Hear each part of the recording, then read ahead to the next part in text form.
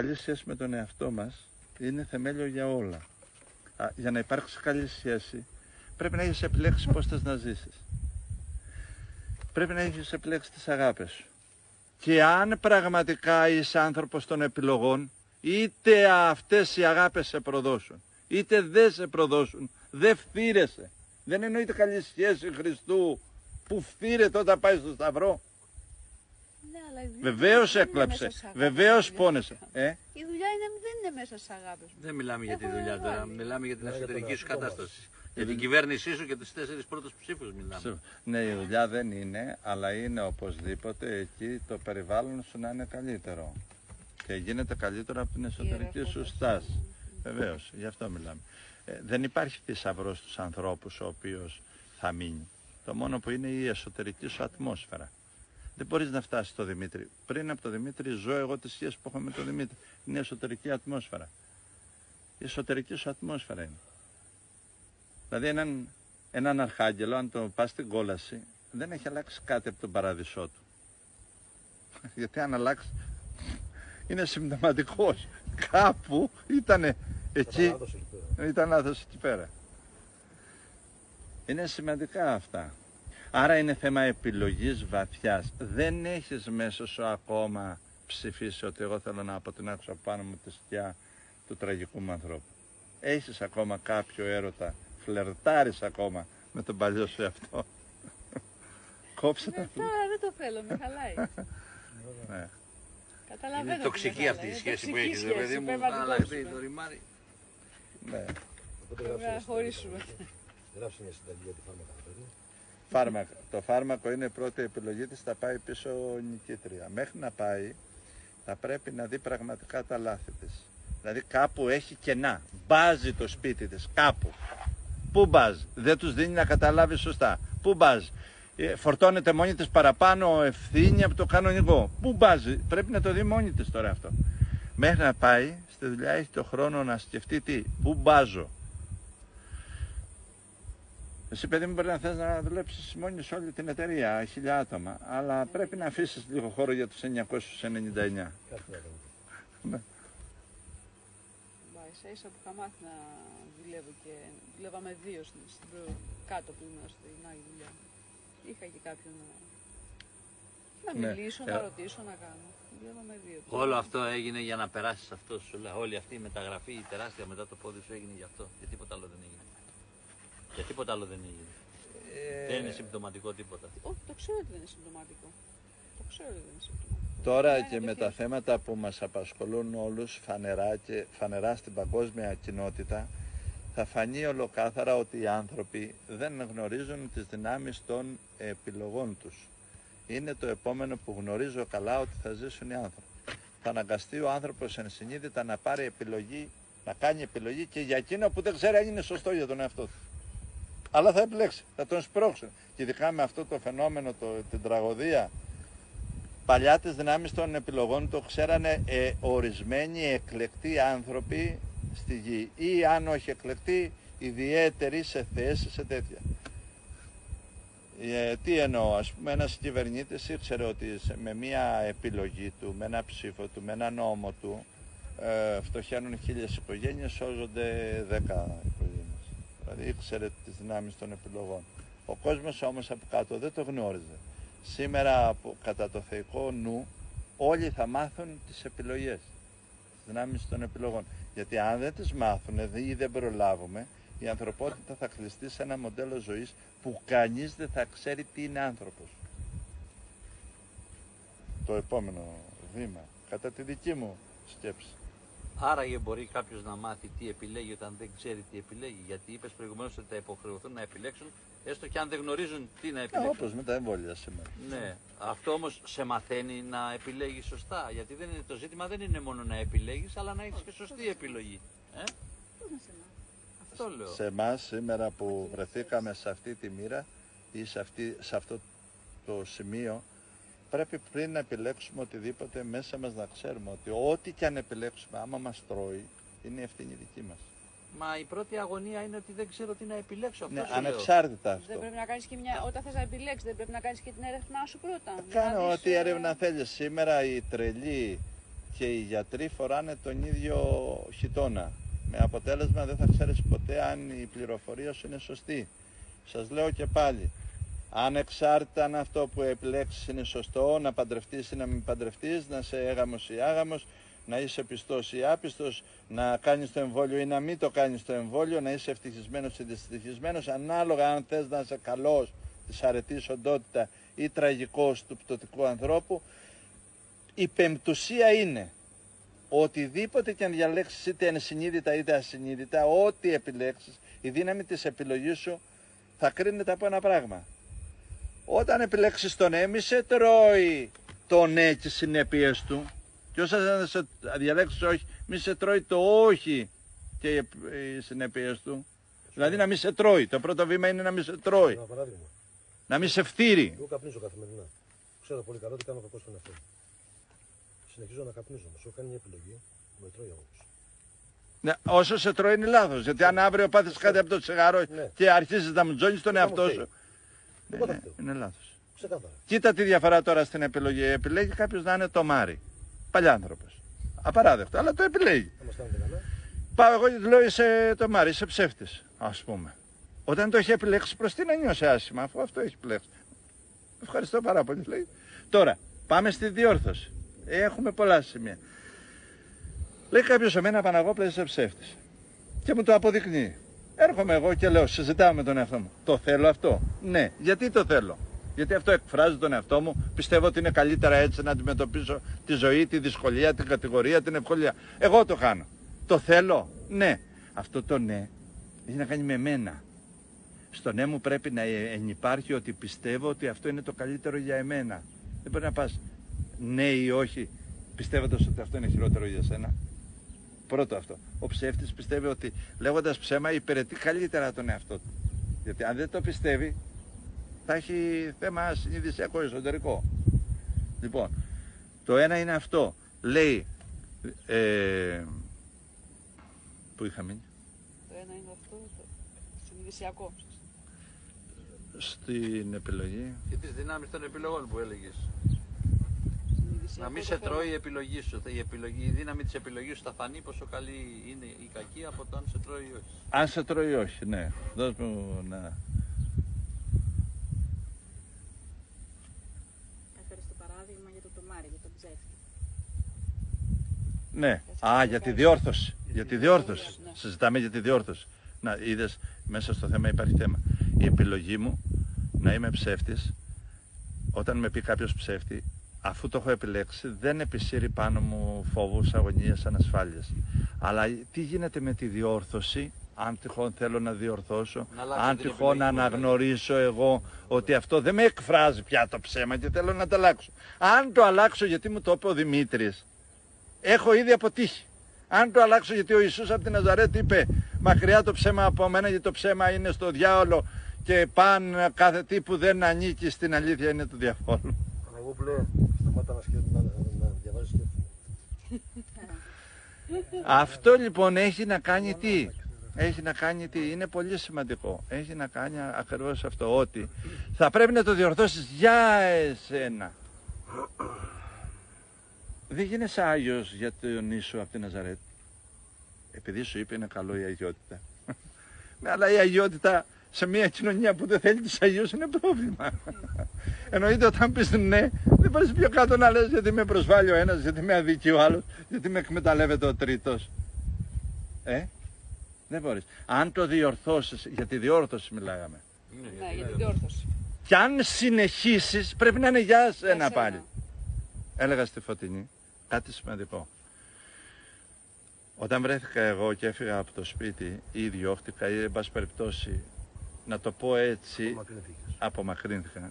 Άκου κάτι. Δεν το έκανα για να εκδικηθώ, να τιμωρήσω, να...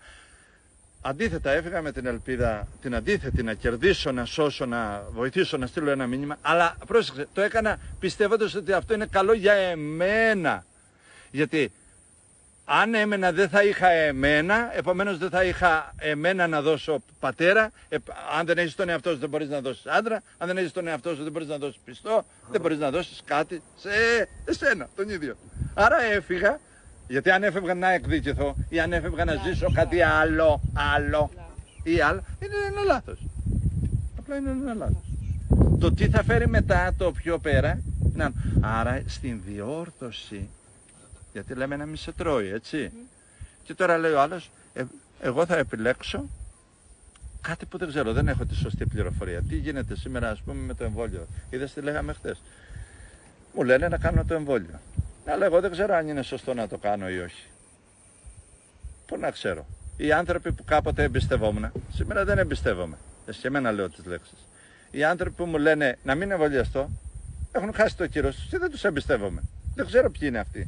Γιατί δεν βλέπω ότι υπηρετούν αληθινά το καλό του ανθρώπου. Ούτε εκείνοι που μου λένε έτσι, ούτε εκείνοι που μου λένε έτσι. Ναι, αλλά με απειλούν ότι οπωσδήποτε πρέπει να πάρεις μία απόφαση. Πώς θα πάρω μία απόφαση αφού δεν έχω τη σωστή πληροφορία και δεν έχω κάποιον να εμπιστευτώ. Σήμερα η νίκη του σατανά πάνω στα ανθρώπινα πλάσματα, στην ανθρώπινη κοινότητα, ποια είναι? Οι άνθρωποι δεν ξέρουν τι ακολουθούν, ποιον εμπιστεύονται, γιατί τον εμπιστεύονται, δεν ξέρουν, δεν μπορούν, δεν έχουν δυνάμεις μεγάλες, τους έχουν αποκρυβεί. Δεν καταλαβαίνει ένας τη δύναμη των επιλογών του. Δεν καταλαβαίνει γιατί επιλέγει, τον αναγκάζουν να επιλέξει και φτάνει στο σημείο ο άνθρωπος αυτός να μην ξέρει ποιον ακολουθεί, ακόμα και τους λογισμούς του. Δεν ξέρει γιατί τους ακολουθεί. Είδες που λέγαμε για τη σχέση πριν. Ο κάθε άνθρωπος είναι ένα κράτος. Μέσα στο κράτος έχει σκέψεις σαν υπηκόους. Οι καλοί πολίτες, οι καλές σκέψεις και οι κακές σκέψεις. Ναι, αλλά άλλη σχέση εμένα που έχω ισορροπημένη σχέση με τον εαυτό μου, ή μάλλον όχι εμένα, όποιου έχει, και άλλο η σχέση του οποιοδήποτε ανθρώπου με τις σκέψεις. Το ίδιο και με μία απόφαση που και εγώ δεν ξέρω και εσύ δεν ξέρεις. Άλλη σχέση. Εγώ θα πάρω μία απόφαση, θα καλεστώ να πάρω μία απόφαση που δεν γνωρίζω αν είναι σωστό ή λάθος. Αλλά αλλιώς θα τοποθετηθώ εγώ με τον εαυτό μου και αλλιώς θα τοποθετηθεί ο άλλος που μέσα στο άγχος και στην τρέλα του αναγκάζεται να πάρει και αυτός μια απόφαση. Καταλαβαίνει, Χωρίς να ξέρει γιατί. Χωρίς να ξέρει γιατί, μα και εγώ δεν ξέρω γιατί. Εγώ προκάλεσα 10 άντρες και ξέρεις, οι περισσότεροι ένακα του περιβάλλοντος είναι σκληροτράχυλοι. Αν δεν τους αποδείξεις αυτό που Ναι, δεν ακούνε με τίποτα, ούτε το Χριστό. Και είναι πολλές φορές που δεν δέχονται και τις αποδείξεις. Ναι, όχι, δεν τις θέλουν. Γιατί τους ενοχλεί που τους αλλάζει το δικό τους. Ναι, βέβαια. Ναι. Λέω, εσείς που κάνετε έχετε τη σωστή πληροφορία. Εσείς που δεν κάνετε έχετε. Και όλοι είπαν όχι όμως.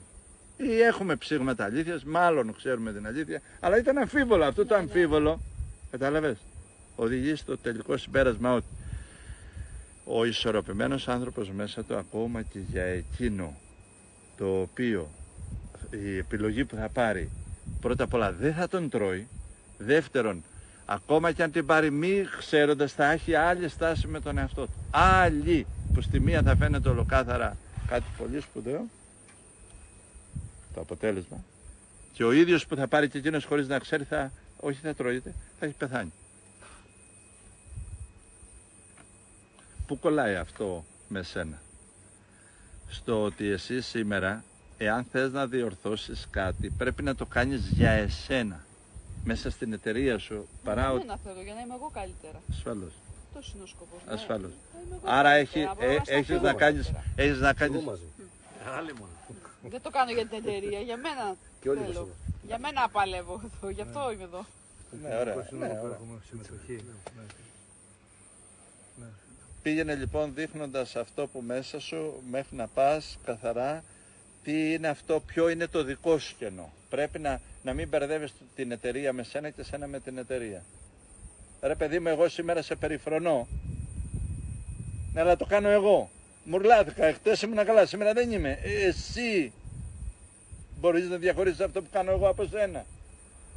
Η εταιρεία είμαι εγώ ή πώς σου είπα, στήχιωσε το φάντασμά σου και θέλει να σε καταπιεί τώρα. Τι θα κάνεις? Μην δίνεσαι στο σπίτι. Άλλο θέμα. Με όλα αυτά που λέμε για επιλογές, κυριαρχείται ένα πράγμα, ένα λάθος σε όλους μας, το έχουμε ζήσει εγώ, ο Κωνσταντίνα, ο Ιωάννης, η Σούλα, ο Δημήτρης. Πάρω το παράδειγμα για τον Δημήτρη, που ήταν το πιο ωραίο παράδειγμα. Μια μέρα ενώ είμαστε εδώ όλοι εδώ, φορτώνει ξαφνικά, φεύγει, πάει στο στάβλο. Αλλά ήταν σε ένταση ο άνθρωπος γιατί είχε λόγους να έχει. Εγώ λέω άλλο τώρα. Έκανε μία κίνηση, αποστασιοποιήθηκε. Όχι από το περιβάλλον του και από τον εαυτό του. Βεβαίως είχε το φορτίο και εγώ το κάνω. Αλλά πρόσεξε. Διαφέρει. Σαν την επιλογή που είπαμε και εγώ επιλέγω χωρίς να ξέρω και ο άλλος επιλέγει χωρίς να ξέρει. Διαφέρει όμως η δική μου αποστασιοποίηση από τη δική σου. Και θα δείξω από. Πάω και λέω Δημήτρη θέλω να μιλήσουμε. Λέει δεν είμαι σε θέση, δεν θέλω να μιλήσω. Λέω το καταλαβαίνω, αλλά και άσκησα λίγο βέτο. Δεν θα συζητήσουμε το θέμα που σε απασχολεί, το θέμα που σε έκανε να αποστασιοποιηθείς. Δεν θα το κουβεντιάσουμε γιατί το θες ή δεν είσαι σε θέση ή δεν θέλεις. Είναι δικαίωμά σου. Θα συζητήσουμε ότι αποστασιοποιείσαι. Είναι παγίδα. Αυτή είναι παγίδα. Και είναι μοναδική παγίδα. Εγώ για καλό το καταλάβαινα το ότι έφυγε. Νόμιζα αυτό. Έτσι νομίζω εγώ. Όλοι αυτό Γιατί είχα τη κάνουν. δύναμη να σταθώ απέναντι στον κόσμο. Μόλις φορτώσουν Διάλεξα να φύγω η ατμόσφαιρα. και να το αντιμετωπίσω μετά. Όπου με πέρα. Ναι, αυτή η αποστασιοποίηση δίνει χώρο πρώτα απ' όλα σε πονηρές δυνάμεις να σε πλησιάσουν. Δεύτερον, αποστασιοποίηση εκείνο το μεγάλο κομμάτι. Θα σου πω πώς είναι η αποστασιοποίηση εκείνη που θα σου δώσει ωφέλη. Που θα σου δώσει τα ωφέλη που θέλεις. Γιατί δεν αποστασιοποιείσαι για να κάνεις κακό στον εαυτό σου. Έτσι δεν είναι. Πάρε στον χρόνο σου. Πάντως είναι μία κίνηση τραγική που την κάνουν όλοι. Γι' αυτό αγαπάγαμε όσοι είχαμε βαθύτερη κοινωνία με την Εκκλησία στα πρώτα χρόνια πριν τον κορονοϊό που η Εκκλησία ήταν πιο κοντά στην ανθρώπινη ψυχή. Τι έκανε η Εκκλησία? Πήγαινα εγώ άρρωστος από το οικογενειακό μου πρόβλημα, από το οικονομικό μου πρόβλημα. Πήγαινες εσύ άρρωστος από την παραλογία σου, από την έλλειψη της γνώσης, από την άγνοια, από τον αθεισμό σου, από ό,τι κι αν έπασες. Και τι σε έκανε? Σε έκανε κοινωνικό όν. Τι έκανε? Σε έβαζε στο εκκλησίασμα, στη συμπροσευχή. Δεν μίλαγε για το πρόβλημά σου, μίλαγε για την προσευχή. Δεν σου έλεγε μην έχεις το πρόβλημα, ας το έχεις. Αλλά σου έλεγε, έλα εδώ, συμμετείχε στη χαρά του Χριστού, συμμετείχε στην προσευχή, έμπαινε σε μια κοινότητα, σε μια ομάδα. Αυτό σε θεράπευε. Όταν είσαι σε μια ομάδα, θεραπεύεσαι, βρίσκεις μια ταυτότητα. Αρχίζει να ησυχάζει κάτι μέσα σου. Είμαι κι εγώ χριστιανός, σαν αυτούς πιστεύουν και αυτοί. Αξίζω κι εγώ. Η κοινότητα είναι πολύ σπουδαίο πράγμα. Η οικογένεια, λίγο πιο μεγάλη. Εντάξει, δεν είμαι αγαπητός στην οικογένειά μου, αλλά έχω μια άλλη οικογένεια. Καλά πάμε. Λοιπόν, βέβαια, όλοι δεν με τιμούν, αλλά να υπάρχει και κάποιος Θεός που με τιμάει. Και εδώ ο συμπροσευχόμενος μου δίνει μια αξία. Εγώ ας πούμε πήγαινα εξομολογιόμουν χρόνια, γιατί ήθελα να μου πει ένα έβγε ο ιερέας μου. Το έβγε ήθελα, όχι τον ιερέα.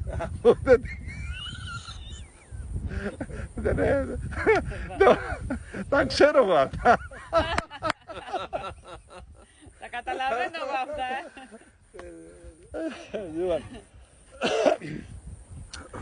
Η αποστασιοποίηση είναι πάντοτε κακό πράγμα από τον εαυτό σου. Το να καθίσεις σκυθροπός κοντά στον άλλον είναι πολύ ωραίο. Να καθίσεις λυπημένος είναι πολύ ωραίο. Δεν είναι καθόλου πρόβλημα αυτό. Πρόβλημα είναι όταν δεν δεις τα κίνητρα που σε οδηγούν εκεί. Έχω ένα θέμα. Εγώ σήμερα είμαι χλωμός. Τι πατάω τώρα εκεί παίρνω. Τα μηνύματα δεν στάθονται. Εντάξει. Όντως γράφει τα μηνύματα. Τα μηνύματα δεν στάθονται. Λοιπόν, έχω ένα πρόβλημα. Και είναι αυτό. Ποια είναι τα κίνητρα που γέννησαν το πρόβλημα? Μπορεί να είναι άγνοια, μπορεί να είναι βλακεία, μπορεί να είναι η πράξη κάποιου. Και μετά έρχομαι από την άλλη μεριά που είναι ποια είναι τα κίνητρα και πώς το ζυγώνω το πρόβλημα. Η αποστασιοποίηση σου κόβει τη δύναμη να δεις πώς πλησιάζεις το θέμα σου. Και αν το πλησιάζεις λάθος, καταστρέφεις τον εαυτό σου.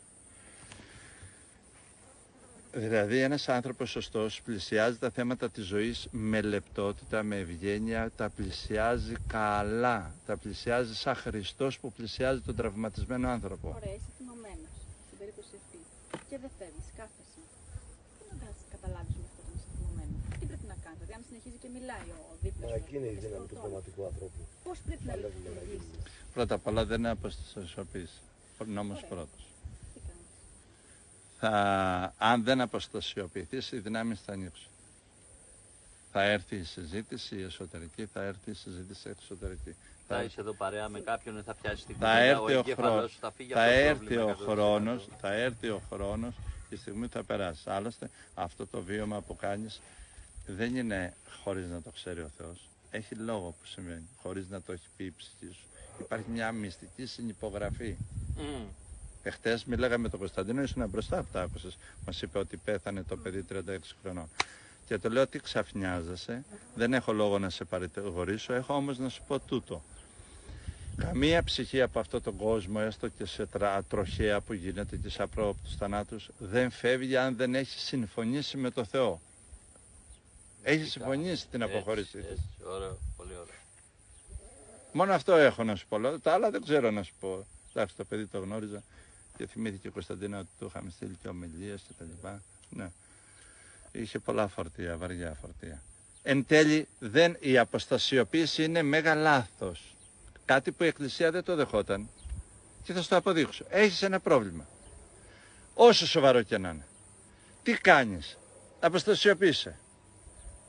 Σπάνια να λυθεί μόνος σου. Γιατί λες θα τελειώσω εγώ, θα προσευχηθώ, θα κάνω. Κουραφέξαλα. Αυτά είναι μύθι. Άκου τι κάνεις. Όχι, κάνω για να γλιτώσω. Πέφτω και κοιμάμαι. Εντάξει, ωραίο. Είναι και αυτό μια λύση. Αλλά δεν θα ξαναπαρουσιαστεί. Θα πας στον ψυχολόγο σου. Τι κάνεις? Την μεγάλη απεστουσιοποίηση τη μικραίνεις. Πας σε συνάντηση. Πού πας? Στον εξομολόγο σου. Πού πας? Σε ένα φίλο. Πού πας? Κάπου που σε αγαπάνε να πεις κάτι. Να δει. Άρα μειώνεις την αποστασιοποίηση. Μεγάλο όπλο, μεγάλο προτέρημα. Ναι. Απλά δεν μπορεί να το κάνεις ίσως στον Παναγόπουλο, θα το κάνεις στον Ιωάννη, θα το κάνεις στον Αθανάσιο. Σε όποιον να το κάνεις. Δηλαδή κατάλαβες, δεν θα υπάρξει θεραπεία αν δεν επανέλθεις στη συνάντηση. Δεν γίνεται. Δεν γίνεται και αυτό εν μέρει μια δύναμη απομάκρυνσης. Δηλαδή, εγώ ξέρω εγώ το έχω με σένα. Για να μην, επειδή έτσι γνωρίζω. Η απομάκρυνση επιτρέπεται, θα σου κλέψω το λόγο κάθε φορά που αυτό είναι καλό για εσένα. Άνθρωπέ μου, έφυγα από το σπίτι μου για να έχω εμένα. Ναι. Ακόμα και από εδώ. Ναι, αλλά αυτό δεν λέγεται αποστασιοποίηση. Αυτό που λες είναι μια οριστική ρήξη. Άλλο ήθελε να σου πει ο Θανάσης. Ήρθα, σου λέει, σε μια διαφωνία με τον Ιωάννη και αισθάνομαι βαρύς με τον Ιωάννη. Δεν μπορώ να κάτσω στο ίδιο τραπέζι γιατί εκείνη τη στιγμή είμαι θυμωμένος, μου φταίει ο Ιωάννης και δεν μπορώ να τον εβλέπω. Ναι, πάω πιο Τι να εκεί, κάνω? 100 μέτρα, να φύγω από αυτό το πράγμα και να έρθω λίγο πιο μάλλον. Ναι, αλλά όταν λες πάω και να έρθω, ήδη το έχεις πει, δεν χρειάζεται να απαντήσω, γιατί πας για να έρθεις, δεν πας για να φύγεις. Ναι. Τράβα. Κάνε και ένα ντους και ξαναγύρνα. Ωραία, καλά το κάνεις. Πας να κάνεις την προσευχή σου. Ναι, αυτό εννοούσα ντους, δεν εννοούσα το νερό. Και επειδή αυτά έχουν συμβεί πολλές φορές εδώ στην παρέα μας, επειδή είμαστε άνθρωποι. Με σε ποιον δεν έχει συμβεί? Ναι. Αποφεύγεις το προσωπικό με τον άνθρωπο που έχεις θέμα, θα συζητήσεις με τον Δημήτρη, θα τον αφήσεις λίγο στην άκρη. Πάντως εγώ αυτό που είπε ο Παναγιώτης το καταλαβαίνω ως εξής. Ο εγκέφαλος του ανθρώπου, η ψυχή του, η καρδιά του, να το πούμε σε πολλά εισαγωγικά, ξεγελιέται από το πρόβλημα. Όταν μείνεις όμως μόνος σου, σε χτυπάει το πρόβλημα από όλες τις μεριές. Ενώ έτσι ξεγελιέται το μυαλό, αποσπάται, απαλύνεται και περνάει. Αλλά να μας πεις τώρα πότε η αποστασιοποίηση είναι ωφέλιμη. Πότε οφείλει ο άνθρωπος να αποστασιοποιηθεί. Για πνευματικούς λόγους. Ένας στρατηγός γίνεται μία μάχη. Τραβιέται πιο πέρα, όχι από φόβο της μάχης ή από πικρία για τη μάχη. Για να δει πιο καθαρά λίγο και να πάρει την απόφαση. Αποστασιοποίησε λίγο από το πρόβλημα, από τον εαυτό σου, για να δεις πιο ορατά. Ένας καλός στρατηγός έχει και συμβούλους. Εννοείται ξέρει τους συμβούλους του. Όταν δεν ξέρεις τι αγαπάς και γιατί παιδεύεσαι, δεν πρόκειται να βγάλεις τίποτα. Λίγο πιο κάτω θα κάνεις μαλακίες. Δηλαδή, αν δεν ξέρεις τι ονειρεύεσαι, τι διψάει η ψυχή σου και νιώθεις πόλεμο τη ζωή που ξαφνικά σου ανατρέπει όλη τη ζωή για να σε πάει εκεί που διψάει η ψυχή σου, τι θα κάνεις? Δεν θα τραβιέσαι τον εαυτό σου. Θα τραβηχτείς, υποχρεωτικά θα τραβηχτείς. Έτσι δεν είναι? Άρα η αποστασιοποίηση, η σωστή, αν υπάρχει αποστασιοποίηση, γιατί αυτό δεν είναι αποστασιοποίηση, είναι χρόνος επιλογής Ανασύνταξη. ανασύνταξης. Ένα βήμα Είναι πίσω. κάτι άλλο. Είναι κάτι άλλο. Βασικό κριτήριο ποιο είναι? Ότι αυτό είναι για εμένα εκείνη τη στιγμή καλό, το οποίο δεν με τρώει, δεν αφήνω πίσω μου κάποια συντρίμμια για να πάω να φτιάξω κάτι άλλο, δεν χτίζω την ευτυχία μου σε ερείπια. Τι ωραία που το είπε. Θυμήθηκα τώρα 2-3 φορές εγώ σαν Ιωάννης, σαν χαρακτήρας, αυτό όσο με γνωρίζετε όλοι, αποστασιοποιούμουν από τα νεύρα. Ήμουνα όλος εδώ, μόνο το τομάρι μου ήταν εκεί και θύμωνα με τον εαυτό μου γιατί το τομάρι μου ήταν εκεί και ήθελα να Να έρθω, με αλλά δω, δεν δεν ήθελα, ήμουν ρε, εδώ. αγαπημένο να έρθω. Ναι. Και κατάλαβες, υπήρχε μια τέτοια διαίρεση που αφού ο εγκέφαλος είναι μέσα ακόμα, είναι θαύμα μεγάλο. Δεν είναι, είναι και θέμα εγωισμού αυτό. Ναι, αυτό τονίζω. Και γαμώ τους εγωιστές, όχι απλά τους εγωισμούς. Οι εξατμίσεις βγαίνουν από πάνω. Ένας άνθρωπος που θα μπει μέσα πραγματικά στον εαυτό του, επιλέγοντας να είναι άνθρωπος της ζωής, της δύναμης, με επιλογή του, και επέλεξε να είναι Χριστός, επέλεξε να είναι Βούδας, επέλεξε, δεν ξέρω ποιον επέλεξε, τον εαυτό του, και τον επέλεξε γνωρίζοντας τις 4 μεγάλες του αγάπες, αποδεικνύεται μόνο από ένα κριτήριο. Όταν αυτές οι αγάπες για οποιοδήποτε λόγο, όπως το Χριστό τον πρόδωσε, η μεγάλη αγάπη του Χριστού ήταν ο άνθρωπος, γι' αυτό ήρθε, αγάπη για τον άνθρωπο. Συγχώρεσε. Ποιος ήταν ο λόγος να συγχωρέσει ο Χριστός? Αγάπη για τον άνθρωπο. Αθηνά, με ψάχνει. Μπαρμπαφώτης, Η Αθηνά. νομίζω Απάντησε Παναγιώτη γιατί έχει πρόβλημα.